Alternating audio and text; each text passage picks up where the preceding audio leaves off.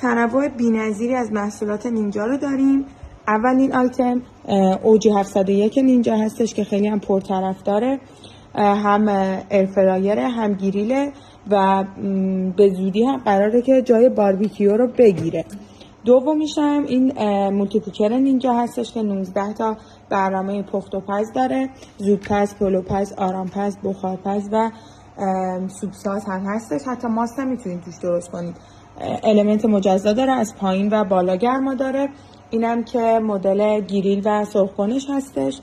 جدیدترین سرخ‌کن نینجا این F400 نینجاه که میتونید از هر بسکتش دوتا استفاده داشته باشید، همزمان و جدا جدا.